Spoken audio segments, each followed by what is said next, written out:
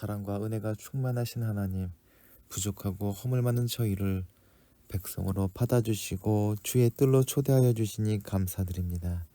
오늘도 하나님 한 분만으로 저희 영혼이 즐거워하게 하옵소서. 성령님이 인도하시는 저희 예배를 기쁘게 받으시고 사모하는 심령마다 충만한 은혜를 내려 주옵소서. 이 시간 성령님께서 우리 마음과 생각을 주님 앞으로 이끌어 주시길 조용히 간구합시다.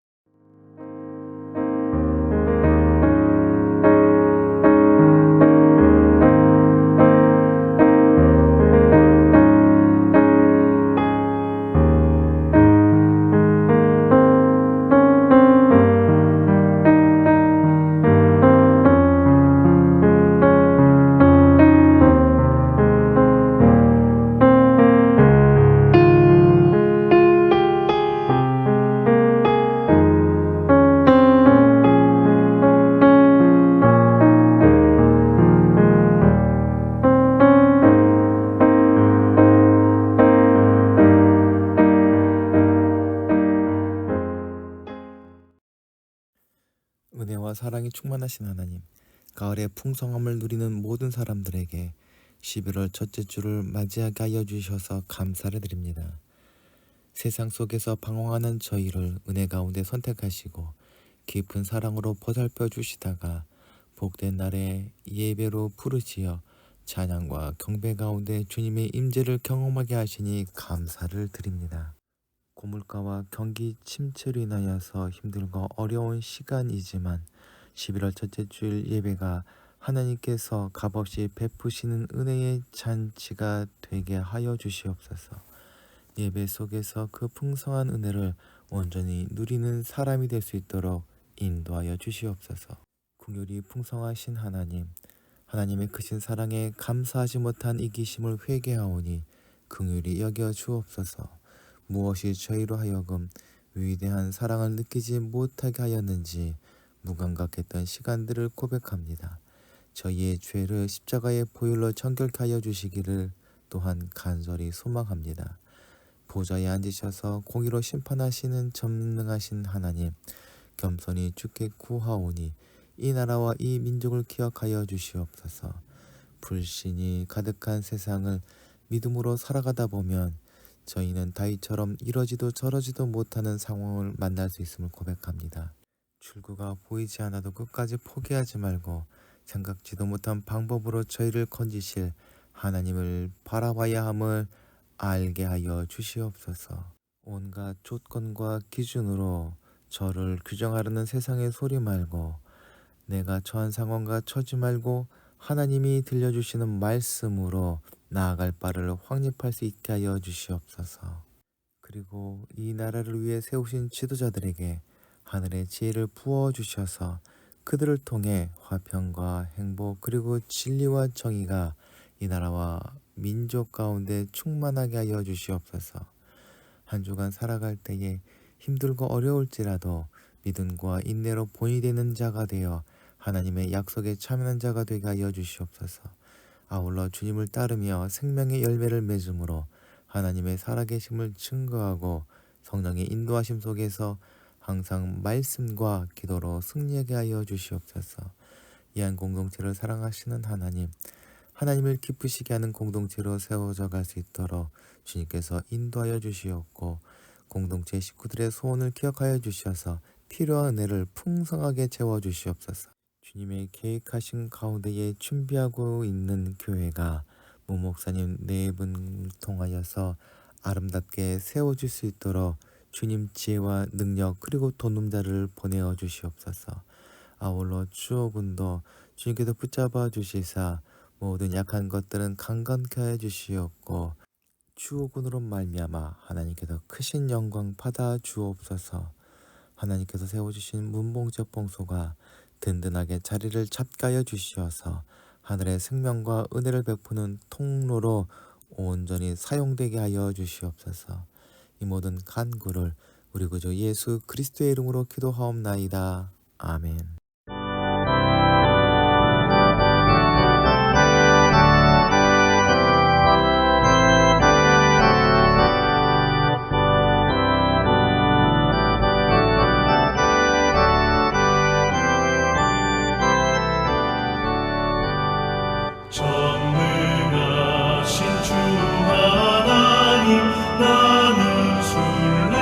자이니 많은 심히 연약해도 주는 나나옵니다. 하늘 양식 먹여주시옵소서.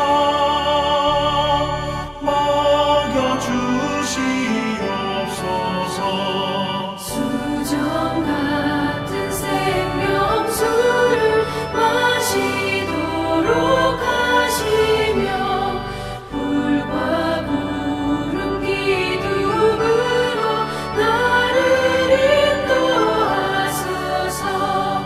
나의 주여 힘과 방패 되소서. 힘과 방패 되소서.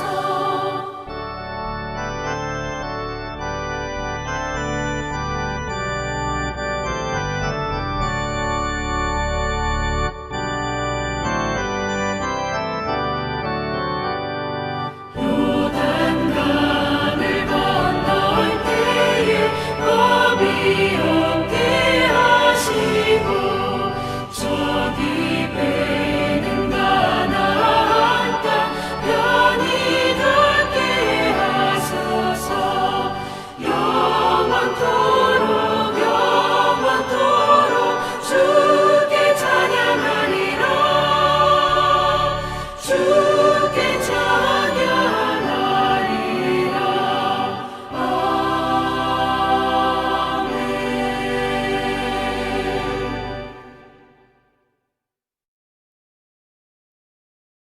오늘 우리에게 주시는 하나님의 말씀은 마태복음 23장 1절부터 12절까지의 말씀입니다. 그때에 예수께서 무리와 제자들에게 말씀하셨다. 율법 학자들과 바리새파 사람들은 모세의 자리에 앉은 사람들이다. 그러므로 그들이 너희에게 말하는 것은 무엇이든지 다 실행하고 지켜라. 그러나 그들의 행실은 따르지 말아라. 그들은 말만 하고 실행하지는 않는다. 그들은 지기 힘든 무거운 짐을 묶어서 남의 어깨에 지우지만 자기들은 그 짐을 나르는데 손가락도 꼼짝하려고 하지 않는다. 그들이 하는 행실은 모든 사람들에게 보이려고 하는 것이다. 그들은 경문 곽을 크게 만들어서 차고 다니고 옷수를 길게 늘어뜨린다. 그리고 잔치에서는 윗자리에, 회당에서는 높은 자리에 앉기를 즐기고 장터에서 인사받기와 사람들이 자기들을 선생이라고 불러주기를 즐긴다. 그러나 너희는 선생이라는 칭호를 듣지 말아라. 너희의 선생은 한 분뿐이요 너희는 모두 학생이다. 또 너희는 땅에서 아무도 너희의 아버지라고 부르지 말아라. 너희의 아버지는 하늘에 계신 분 한 분뿐이시다.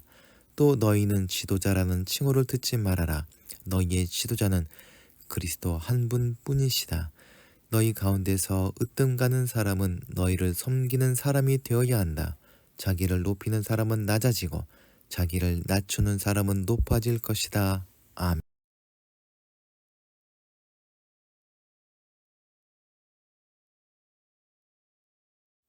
오늘 본문 말씀은 예수님께서 당시 종교 지도자들을 책망하시는 내용입니다. 주님은 어떤 부류의 사람에게도 이 율법 학자들과 바리새파 사람들에 대한 설교만큼 가혹해 말씀하신 일이 없으셨습니다. 왜 그들이 주님께 그런 꾸지람을 들을 수밖에 없었는지 생각해보고 관련이 없어 보이는 제자들에게 이런 가르침을 하신 이유가 무엇인지 또한 생각해보는 시간을 갖도록 합시다. 최근 들어와서 교회를 향한 부정적인 세상의 시선들이 늘어만 가고 있습니다. 아마도 교회가 신뢰를 잃어가고 있기 때문일 것입니다.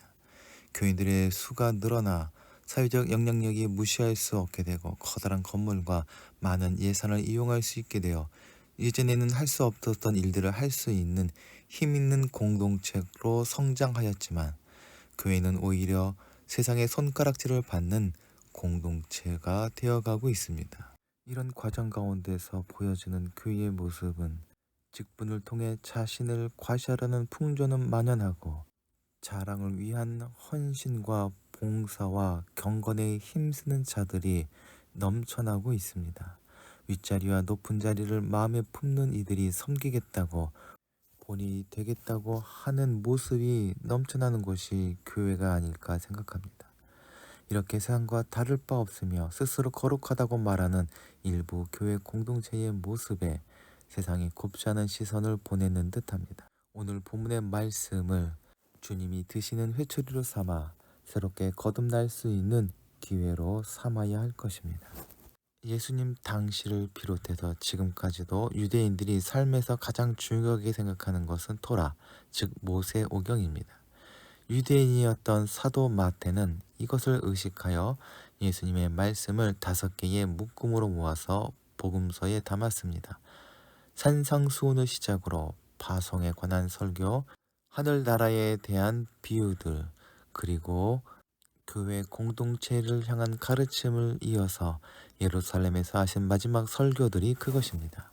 이전에 나눈 권한에 대한 논쟁이 바리새인이나 사두개인을 비롯한 율법 교사 등을 대상으로 하여 벌어진 토론이라면 오늘 말씀은 주님을 따르는 사람들과 제자들에게 주신 것이라 할 수 있습니다.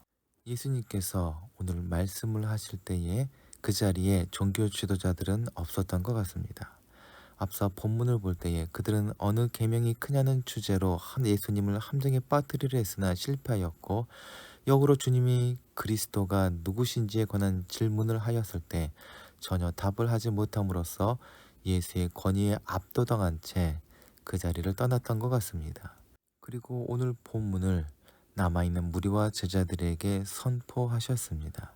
그 중에서 특별히 무리보다는 주님을 믿고 따름이 함께 생활하고 있던 제자 공동체에게 특별히 선포하셨던 것이라 생각해 볼 수 있습니다. 오늘 말씀을 통해서 예수님께서 무섭게 비판하셨던 부류가 제사장을 비롯한 사두개인이 아니라 율법 학자들과 바리새인들이라는 점이 우리를 약간 당황스럽게 합니다.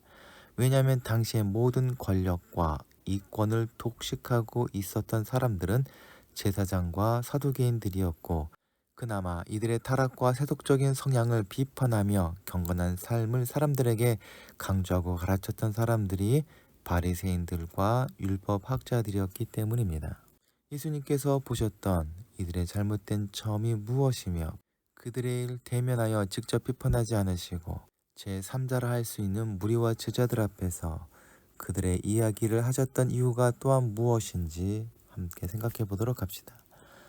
유대가 바빌론에게 멸망당한 이후로 유대인들의 삶은 말씀을 연구하고 가르치던 회당을 중심으로 움직이고 있었습니다. 포레에서 귀환한 뒤 성전이 재건되었음에도 회당은 여전히 유대 공동체를 움직이는 중심이었습니다. 종교 생활에서는 예루살렘의 성전이 중요하였을지 모르지만 일상생활에서는 회당의 바리새인과 율법 교사들의 역할이 더욱 큰 영향력을 가지고 있었습니다. 종교 지도자들에 대한 예수님의 비판이 율법 학자들과 바리새인들을 겨냥하게 된 연유도 여기에 있다 할 수 있습니다. 예수님은 바리새인과 율법 학자들이 어떤 위치에 있었는지에 대해서 모세의 자리에 앉았다라는 표현을 사용하고 계십니다. 모세의 자리가 무엇인지 생각해 봅시다. 앞서 말한 바처럼 유대인들은 바벨론 포로기를 거치면서 회당을 중심으로 생활이 재편되었습니다. 유대의 대부분의 마을에 존재한 회당 안에는 거룩한 두루마리, 즉 율법과 예언서가 보관된 함이 있었습니다. 그리고 안식일에 유대인들이 회당에 모이면 이 거룩한 두루마리를 꺼내서 읽게 되는데, 이것을 담당했던 사람들이 바리새인들이었습니다. 이때 율법 두루마리를 펼쳐놓기 위한 강단을 예수님께서는 모세의 자리로 부르셨으리라 추측할 수 있습니다. 모세가 율법을 이스라엘에게 전한 사람이란 점을 생각해 볼 때 모세의 자리에 앉았다는 말은 율법을 전하고 가르쳤던 바리새인들과 율법 학자들의 역할을 암시하는 것이라 할 수 있습니다. 그러나 예수님의 말씀을 생각해 보면 그들은 맡은 역할을 제대로 감당하지 못했던 것 같습니다.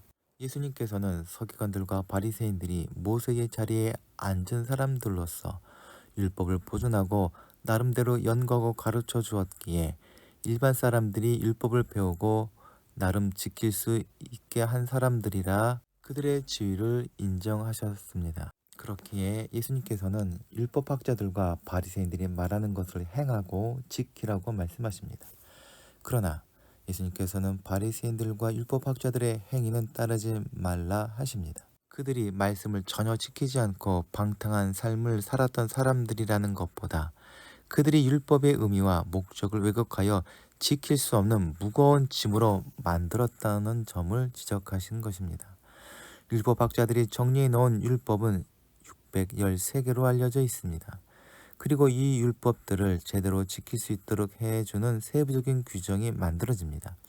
예를 들어 정결에 관한 계명을 제대로 지키기 위한답시고 어떻게 해야 정결한지에 대한 해석을 내리고 음식을 먹기 전에 반드시 손을 씻어야 한다는 등의 규정들을 만듭니다.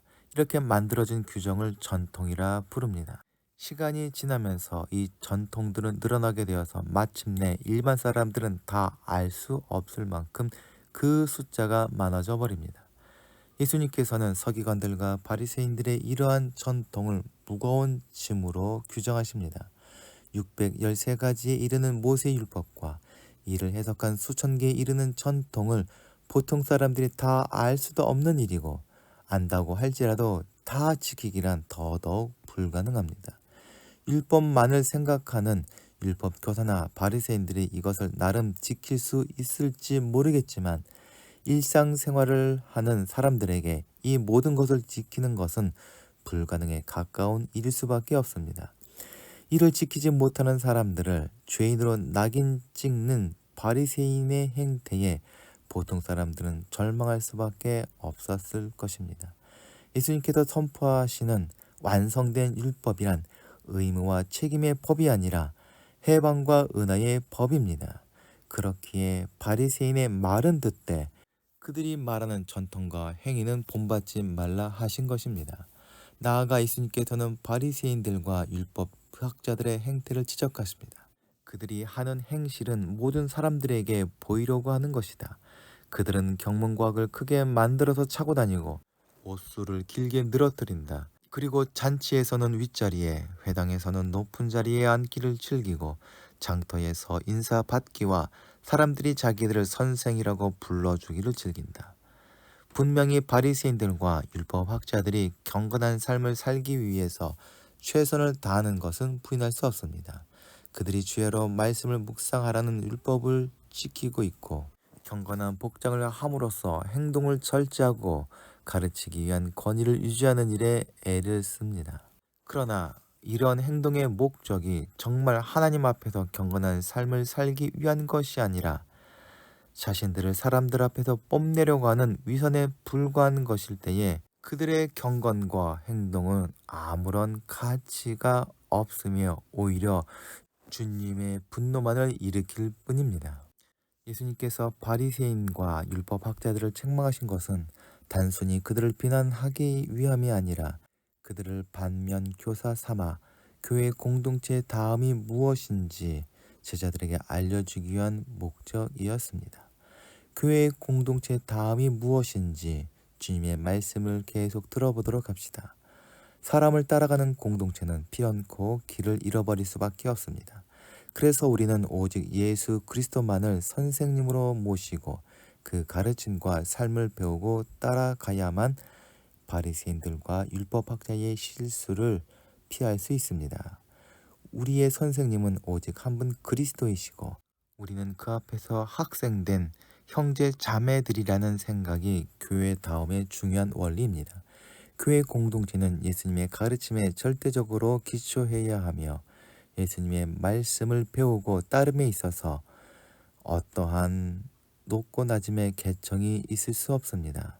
제자들은 랍비로 불리우기를 좋아하는 바리새인들과 율법학자들의 행동을 따라하고 싶은 유혹에 시달릴 것이고 그때에는 큰 위험에 빠질 수밖에 없으므로 그들의 실수와 행동을 담지 말아야 합니다.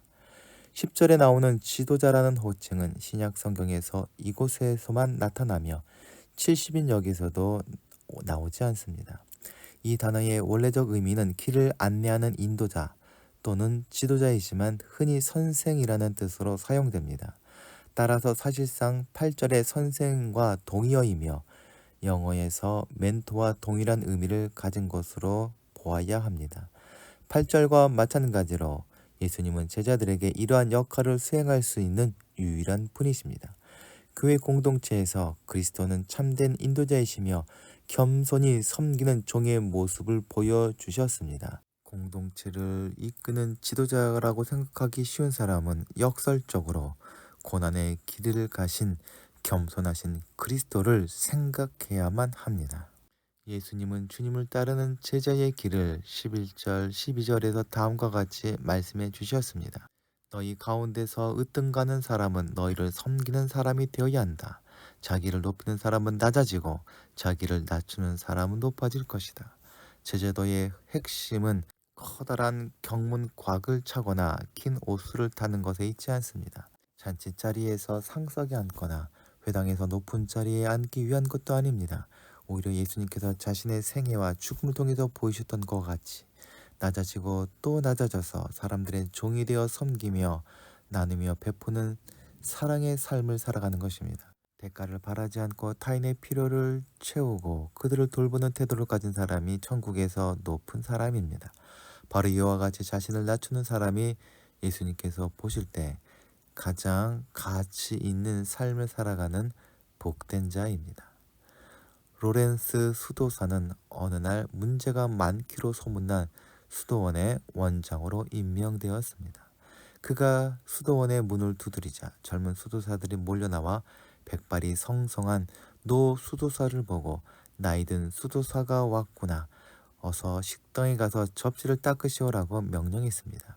그들은 그가 원장으로 부임한 것을 알지 못했습니다. 새로 들어온 수도사는 허드렛 일을 하는 것이 그 수도원의 전통이었습니다. 그는 단지 네라고만 대답하고 곧장 식당으로 들어가 묵묵히 한 달, 두 달, 석 달 계속 접시를 닦았습니다. 그동안 젊은 수도사들의 멸시와 천대와 구박은 도를 지나쳤습니다.